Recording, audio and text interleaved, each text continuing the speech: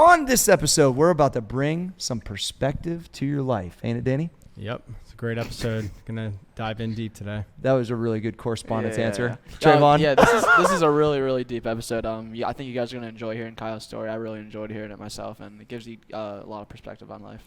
I mean, this episode just makes you think, some bad shit can happen to you, but, it's all about the perseverance. Yeah, and the fact that this is the first time Kyle's been on the mic since college football, and he fucking blazed it. So we need to roll to the show. Kyle Brett is joining us on Daily Perspective. We're out.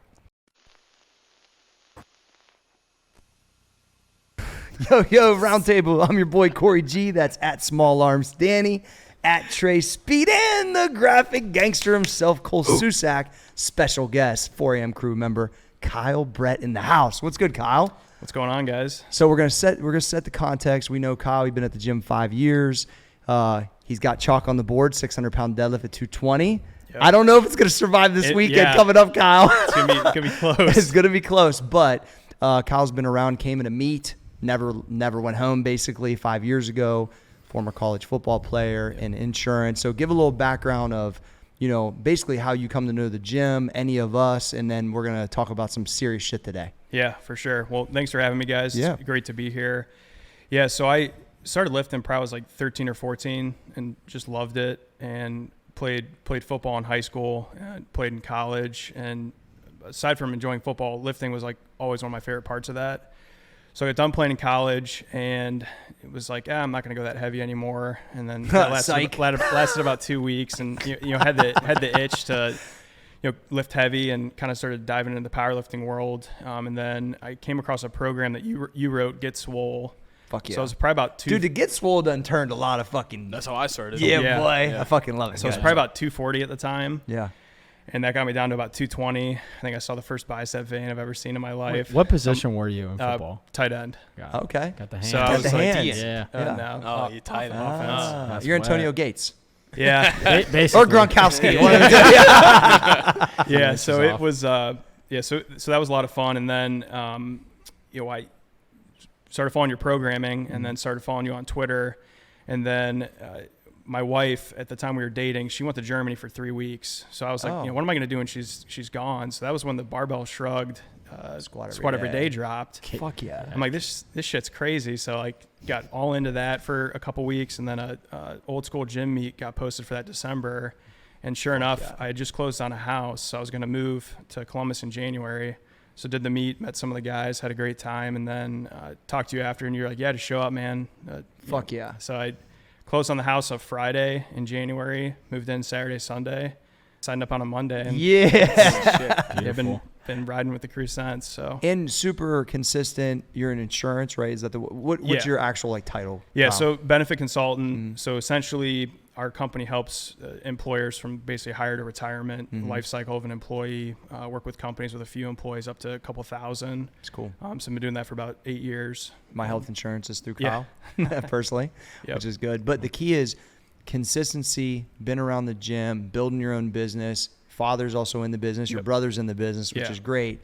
And then we're just going to jump straight to it. The reason why Kyle is here is Kyle had a scare recently, and I think there's perspective on health, life, and everything that you can learn from what Kyle just went through. So Kyle, just lay it on him. For sure. Yeah. So about 2 months ago, almost to the day, I was, this is about 2 weeks before my 30th birthday. I'm just laying in bed one night, just on my phone, and go to scratch my chest. I'm like, man, this doesn't feel right. I felt a huge lump in the bottom of my pec, kind of where your pec meets your rib cage. I'm like, man, did I drop a barbell on my chest? It just didn't feel normal. So, the first mistake I made was go on Dr. Google and start Googling stuff. I'm yeah. And then I'm like, I'm a healthy 30-year-old, just had a physical, blood work was good.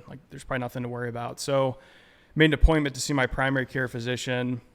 And, luckily he took it really seriously. That's kind of your first line of defense in the medical field. And he's like, yeah, this bigger than, what we would like to see. So I think this needs to get imaged. So that's kind of where the path started.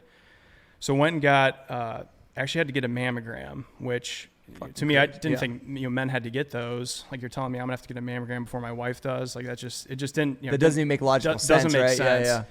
So, and then as a precaution, they also scheduled an ultrasound, but they didn't think the ultrasound would be necessary. They had it scheduled just in case the mammogram didn't look good. So I get the mammogram, and then I'm waiting in a room for like 2 minutes. Doctor comes back in, hey, let's get the ultrasound. So that's kind of when I started to get a little bit nervous. Concerning. So I get the ultrasound, and then like probably 2 minutes after the ultrasound was done, the radiologist who read the ultrasound and then like 3 other people came in the room. So I'm like, it's probably a little bit more serious than maybe they had thought. So they're like, hey, don't worry yet, but this is a tumor. We can tell that by the ultrasound, but we're not sure if it's cancer or not. So I'm like, geez. And then you hear that word. So then your mind starts racing. And when I pulled up for that appointment, like, I didn't know. I thought it was just going to be, hey, you maybe have a cyst, or maybe, Sure. you hurt yourself sometime and you have a scar tissue or something in there, not going to be serious.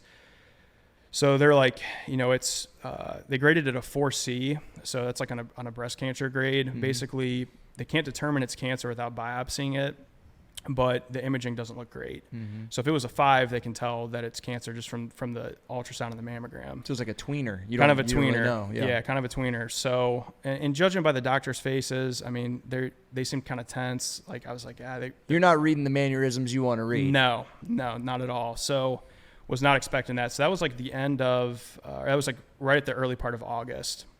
So next step was a biopsy. So they do a needle biopsy guided by ultrasound. So they put lidocaine. I think it's the same thing that they put on your teeth when you're going like the dentist. Mm-hmm. It's like a topical numbing agent. So they threw that on my pec, and then I could actually see the tumor on the ultrasound when they stuck the needle in there, and they pull out skin samples. And then the other thing that was interesting is they actually embedded a titanium little like tablet in there. Mm-hmm. So like when they're imaging it or when they go to do surgery, they can find it easier. Interesting. So I'm learning all this stuff, and that was the hardest part, was the actual biopsy to waiting for those results. Yeah. Because I was thinking I was going to get a call that, you probably have breast cancer. So talk about the statistics that you laid on me when we called about men's breast cancer. Yeah. So it's only like 3,000 men a year in the U.S. get diagnosed with it. So the percentage is like super low, and especially somebody my age 30. Yeah, it doesn't really run in my immediate family either. So, because they were even talking to me about maybe having to do some type of genetic testing to see if this is something that that's what it came back as, that we're gonna have to look at other men in your family in the future. So, a lot of stuff going on, and I get the phone call. No breast cancer. So super pumped, obviously, to hear that. But because that was like one of the most like aggressive potentials, right? Correct. Yeah. So then the second option was, so it came back scientifically, it's called a spindle cell neoplasm tumor, is what the cells looked like under the microscope. And they thought it was sarcoma, which is a type of cancer that can start in your muscle or your bones. And there's like over 100 different types. And they couldn't tell, it was inconclusive from the testing. So then the next thing was they actually had to take the thing out surgically. So 2 weeks ago, I had it surgically removed. And once that happened, the doctor felt that was probably the biggest threat, because that's what they could see in the imaging, was that the tumor. So I was hopeful that it was like early. They thought it would be stage 1 or stage 2, some type of sarcoma. In between the biopsy and the surgery, I had an MRI as well, and they didn't see any imaging that showed spreading there. And being in the insurance field too, it was kind of interesting because you have to get a diagnosis on certain tests before they'll actually run them. So there was other scans they wanted to do, but they had to wait till the surgery came back to see what it actually was. Once again, you're just in limbo. No, yeah, just in limbo. And like the one thought that came through my mind when I went into the hospital and like got dressed up, they're poking me with stuff going into surgery. I'm like, I've been an athlete my whole life. I've been fortunate enough not to have to go in for, knee surgery, things like that. But like, and this was something was totally out of my control. I'm laying in the bed about to get wheeled back there. I'm like, I don't want to be back here until I'm, in my hundreds. Like this it's terrible. And I feel bad for anybody, that's going through that, or anybody out there listening and going through it. And it's just a lot of emotions, you just don't expect to have to feel, especially with having forced to feel them. Especially with having a 1-year-old and, dude, you're a 30-year-old healthy guy with starting a young family. Yep. It's the last thing you want to fucking hear. So it was just, it was just crazy. So I had the surgery, and they said it'd be about a week before they knew. And probably like 4 days after the surgery, I got a phone call. Not out of the woods yet, but we think it's benign. So once again, still not a defined. Like did you notice how the whole way no one's ever really telling him anything? So they think no cancer present, and so I'm like, okay. So odds are a lot better than we thought they were. Yeah. And then they had to send the tumor to Brigham Young and Women Hospital in Boston. I think Harvard Medical School has something to do with that. I saw some Harvard Medical School stuff on the letterhead when the results came back. And then about a week after that phone call, got the call that 100% in the clear. And I basically was just like, holy shit. Yeah. So what was the timeline start to finish? Like from the first time you went in your primary care doctor? Yeah, so it was about two months. The world fucking wins. 2 months total. Jeez. And, it was tough because I was trying to mentally prepare for getting a bad diagnosis. And, of course. And my doctor said that the tough thing with cancer is just the time horizon. So they can think they get it all out, but then you're looking at getting scans maybe 3 to 6 months for the next 10 years or longer. And it's just like, it's something you have to look over your shoulder. And yeah. So it was crazy. Like, I know, because all of us can try to put ourselves there, right? But you can't be there until you're there. And you want to think how you would react, but that's why I thought while it was so kind of obviously fresh, that it'd be good to get some perspective for the listeners. What were you doing, like, specifically to mentally prepare? Because you hear that, but we don't really have an idea on what that even looks like. Yeah, so I'm a pretty positive person, so I was just trying to stay as positive as I could. The one thing I kept going back to is the only thing I could control was identifying that. I was lucky enough to identify that and then getting it tested right away. I could have just said, hey, maybe it was just, dropped the barbell on myself or got bruised or something, and you let it go for a year. And then, who knows if it'd be too late if it was something bad at that point. So just really just focusing on what you can control. Yeah, because these other variables you have zero control. For sure. Yeah. The one thing you said to me, Kyle, because I called you didn't tell a whole bunch of people, right? But you weren't showing up, and like, I don't fucking like that, right? When guys don't show up to the 4 a.m. crew. But it was like, you said, I had a choice to go to the doctor this week or that week. And he said, you know what? You had like 2 golf outings that week and a couple other things we were talking about that were fun. He goes, if I'm going to get a shitty diagnosis, I want to have fun this fucking week. So I'm going to go next week, because a week to week was like 5 days difference or something. Yeah. I just thought that was really interesting, because you were like, I got a lot of stuff planned. It's going to be a lot of fun.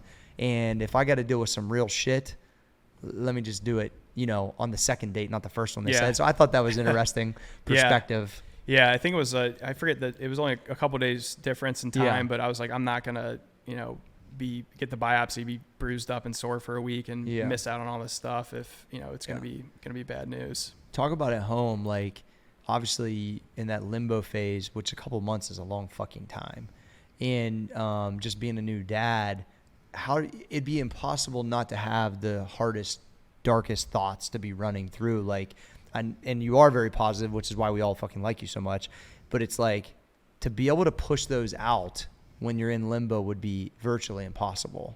Was there any things that you leaned on, like, to help with that, Kyle? Because I think a lot of people have their own, whatever their own dark thing is, you know what I mean, that they're going to come up against. Yeah. The hardest time through those 2 months before I knew I was going to be all right was basically because my son goes to bed pretty early. So he goes to bed around 7, and my wife goes to bed early. So just being by myself for those couple hours, you're definitely thinking about dark shit. Yeah. Am I going to be here in 10, 15 years? And it's tough.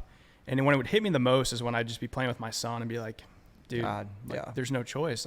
Whatever it is, like, you got to be here. So. Yeah, you made, like, I got to beat it. Yeah. Whatever it is. Yeah. And that's what I promised my family, too, when I called them after that first appointment. Fuck yeah. Because they weren't expecting me to call them and say anything other than, it's just a cyst. You're good. Yeah. Nothing else. So, yeah. One thing you said to me, too, I was paying a lot of attention to what you were when we were talking. You said, I haven't had a lot of adversity, Corey, so I think this might be one of the ones I have to tackle. And, and at this point, you thought maybe more of the worse than the better. For sure. And I thought that was an interesting statement, too. For sure. Yeah, I mean, it was kind of just almost like a slap in the face. Like, shit can happen. It can, and it's like, not that I say, like, that I live on autopilot, but, like, it's kind of like, dude, wake up, man. Like, this is the first thing that's really threatened my potential time savings account, and that's, the only thing you can't get back. Yeah. So I think that was a very, like, powerful statement. Yeah. Because look, everyone has stuff they battle, right? But you're saying, like, that threatens my life, someone else's life I love. So, like, that was the first, like, fucking punch in the face you got, like, hey, it could be yanked. Yeah. So I kind of got that when my old man passed away. When I realized, like, It's like that. Yeah. You know what I mean? It gave me a lot of perspective. Yeah. For sure. So, Cole, what do you think, man? Fucking deep, ain't it? Yeah, so much. Like while you were telling the story, I was like thinking about like how you said you were getting wheeled in there. Because I mean, like I like generally like being an athlete and stuff. Like we generally take care of our bodies, so like we kind of think like we're the farthest Invincible. away from having something like that happen to us. Yeah. But like, yeah, I mean, it's fucking deep. What about your like family around you? How did they take it? Like, how did your wife take it? Yeah, so I think it was harder on them than it was on me personally. My wife definitely was scared, nervous. Same with my mom. My dad's a pretty tough dude. He was actually the one that took me to the surgery and stuff. So it was nice, you know, having him there. But they just all were like, you know, you're going to be all right. So Here's the other thing, Kyle, though, is people can say that, but you don't feel it until they say, right? So it's like, that's the thing we all want to say. Trey had something happen the other day. I'm like, dude, you know, you're going to be all right. Anything you need, but I really can't do anything for him, right? Yeah. You got his shit fucking stolen. There's the same type of thing, and that's what you want to say, but if it ain't really like anything you can do, it's like you're still kind of by yourself. That's kind of my real overarching point of it. It's like people can support and you know that they're there, but it's like until you know what you got that call or you know what you're up against on the opposite way so you can attack it, I feel like that limbo shit is like is literally just the hardest fucking most difficult thing, and I don't think there is really a defined answer of how you process it. It's tough, and I'm very sympathetic to anybody that's ever had a bad diagnosis or is waiting for one. It's just you just can't help but think of what could happen. Sure. It's, and the surgeon too. When I first met her, and the care team I had the whole process, it was unbelievable. She actually gave me her cell phone. Oh, told her to call her anytime if I'm worried about something, and I'm like, that's just, it's above and beyond. That's awesome support. But like when she looked me in the eyes and said that, like, we don't know what this is, we'll, do whatever we can to help you live a long, healthy life. I'm just like, damn. Yeah. Okay, this could be something. And fortunately, it was not. Yeah. So, Trey, what you thinking, bro? It's like some real shit, definitely. Yeah. So like one thing I always think about is you always say like when you're on your deathbed and you're thinking about like, oh, I should have done this or I should have done that. Like, was there anything like that kind of going through your mind? Yeah, it definitely was. And great question. I honestly, I have really no regrets. So, So you didn't feel regretful? No, Yeah. I didn't. That's good. That's great, Kyle. Yeah. So that's how I want to feel too. Yeah. You know what I mean? If faced up against something like that, which is why I take a lot of chances in my life. Yeah. No, and if anything, it just makes me want to push even harder. Make one more call, try to close one more deal. Yeah. And just do everything for my family. So. And that's where I would go ahead, Cole. I was just gonna ask, like, were you thinking like you just want to fucking bench 405? Yeah. Yeah. Yeah. Well, here, okay, that's great. This is what I love about Kyle Brett. Yeah. Kyle Brett will miss a lift, and it will bother him more than anything else the rest of the day. He'll put it on a fucking Post-it note. He'll put it on his fucking computer. I remember when you wrote 600 on the computer, and if he would miss it in the gym, he'd fucking be pissed the rest of the day. Like, this isn't what he does for a living, but he cares about it almost like he does. That's why I always fuck with Kyle. I love that part. I'll watch him miss lift 100 times and be like, God, you're fucking soft. Fucking love that. Yeah. That's so good. What a great principle to pass down to your kid. Oh, yes, of course. And here's the other thing is documenting. This is the other thing that's really interesting about podcasting and documenting is when your son's old enough, he'll be able to watch this. For sure. And these are thoughts that it's almost impossible to articulate this close to it happening again. Yeah. There's going to be thoughts you're going to have that you're going to be able to tell the stories, but like having real-time captures really, really interesting. Well, like that, and just like one thing I just keeps on a loop in my mind is like it's all about how you respond and like how basically you talk about it all the time, but like you obviously responded in a good way. Yeah. But many people don't. Like they would just kind of go down a dark path. So how you shift it, Kyle, now, moving forward, is there just a different way that you're going to operate, or is it the same way with a heightened sense of sensitivity to it? Like what's your kind of mind frame? Yeah, I think I'm just going to try to step every aspect up a level, just because it's just like, I'm 30 now and like I feel like that hasn't been that long. So I'm gonna be times that by 2, be 60. It's like you don't have that much time to accomplish the shit you want to, so you can't wait. You can't. So I think it starts to take some of the scarcity of certain projects or travel or things like kind of out when you start to say like, you know, you don't know if you can, that was kind of, it gave you a look at what could possibly happen. So why not take certain chances or certain opportunities because they're right there. Yeah. Yeah. I think it would be the hardest thing is to be 90 and be super regretful. Yeah. Like I have been trying to avoid that basically my entire career because I just feel like that would be, I'm telling you what, when John Bros said that shit to me, which you're wearing the Squirt shirt, which is amazing. It's actually Squirtle. Squirtle. Oh yeah. Pat Mendez's Big shirt, Squirt right? guy. Big Squirt. Shout out. Grab that clip. Yeah.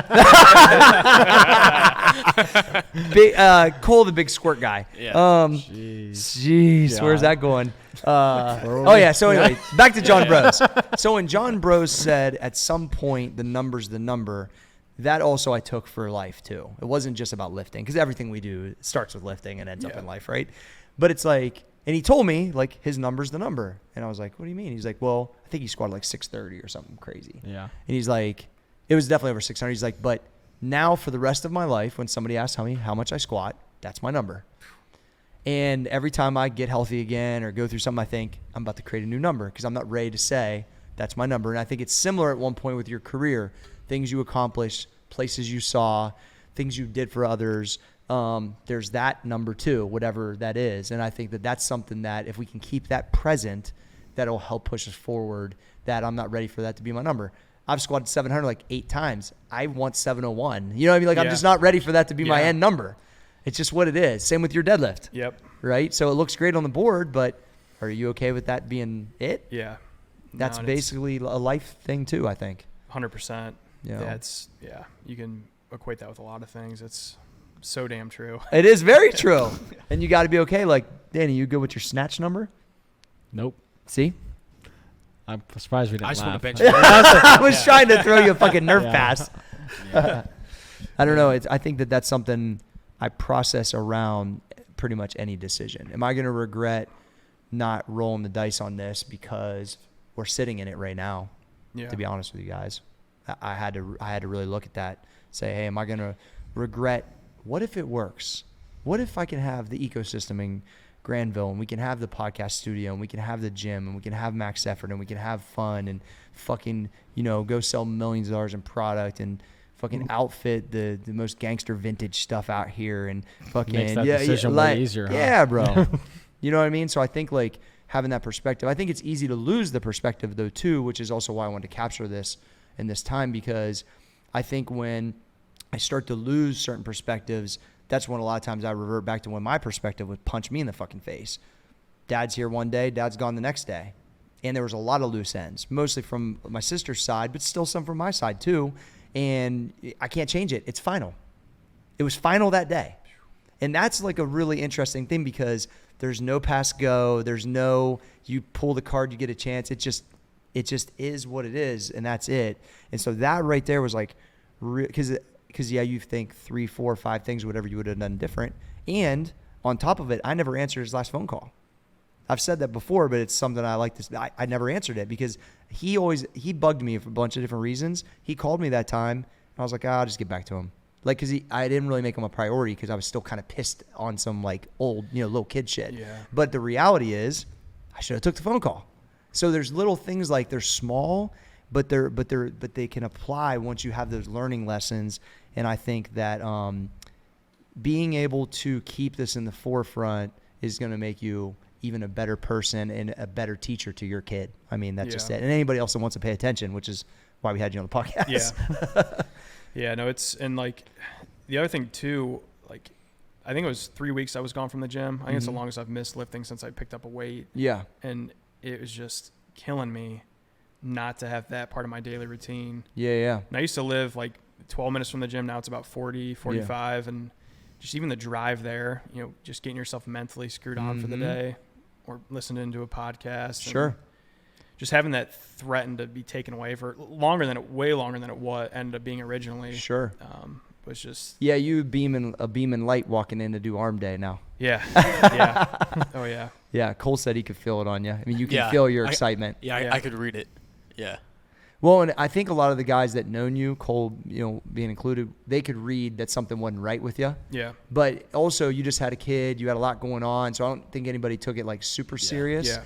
But then towards the last couple of times, you kind of made it in, but you were really in the heavy midst of this. Yep. It was obvious that there was something like major going on. But that's why I'm glad you reached out, because I was like, people were just starting to ask questions like, what's going on with Kyle? Yeah. Because that's a brotherhood, man. Everybody cares about everybody. And that team atmosphere is what we pride ourselves on. So when you posted that up in the group chat, the love that was coming through was awesome. That was nice. Yeah. Yeah. So it's fucking. Everybody can take the brain here, but it's hard to really grasp it, I think. What do you think, Danny?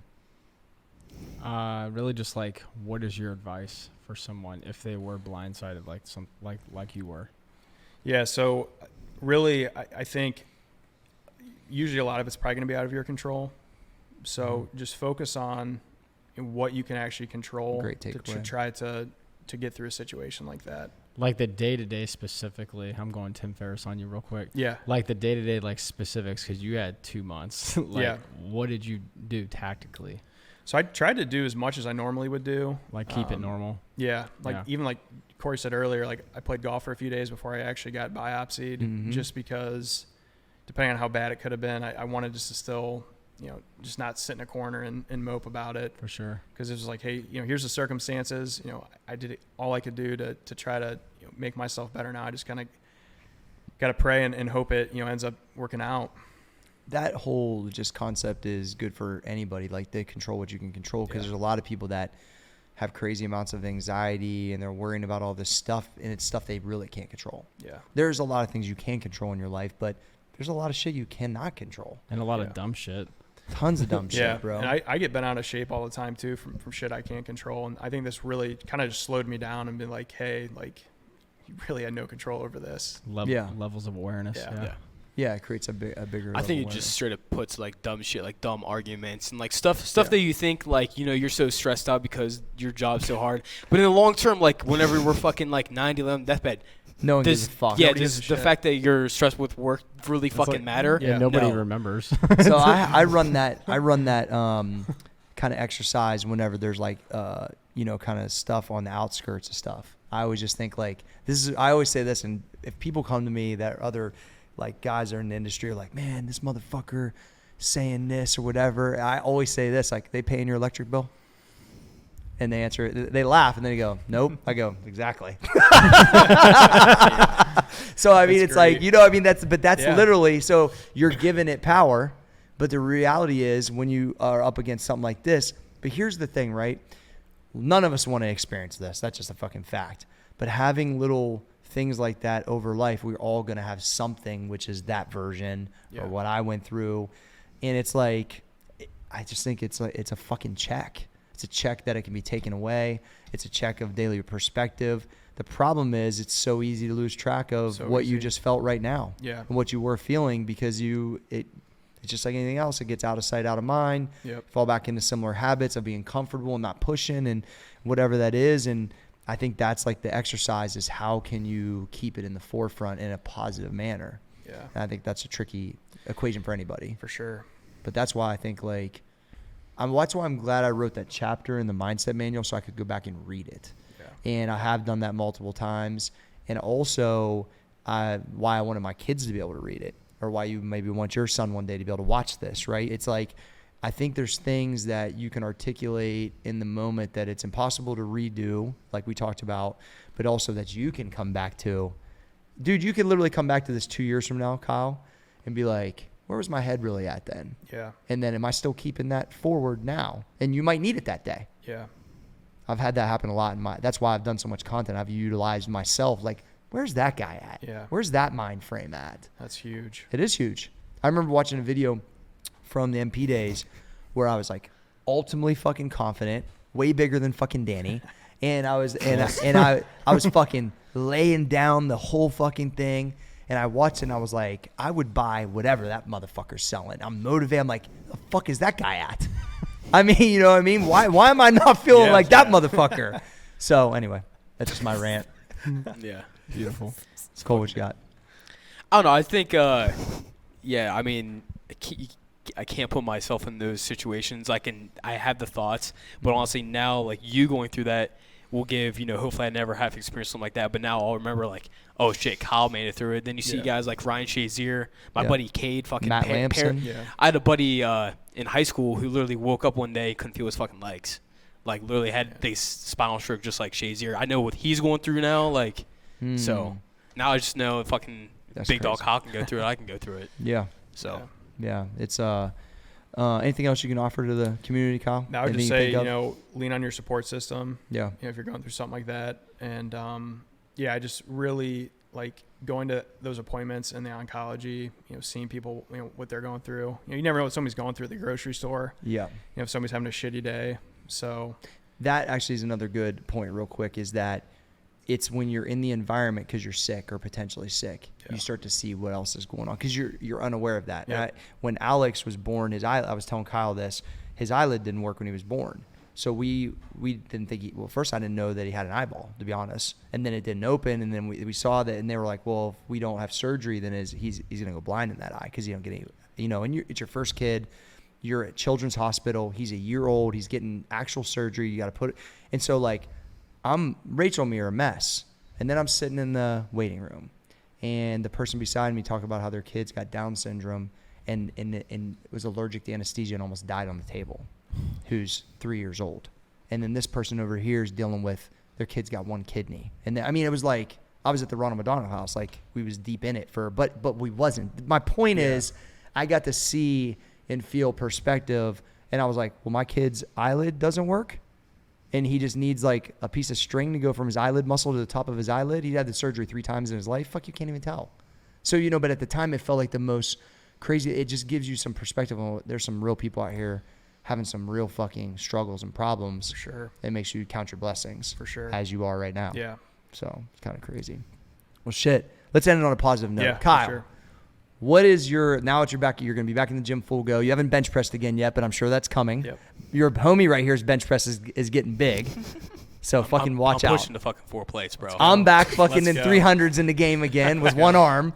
What is the goals on the platform for you, whether it's this year, next year, whatever, but what do you see Kyle Brett have? So what do you see happening? Elite at 220. I have 1551 on my office right next to my computer. So fuck yeah. See, I was right. Just gotta get the squat up, but squat 6, bench or squat and deadlift 6 or over, and bench 350 plus. Fuck yeah. We'll get it done. Absolutely. What's the most you've benched?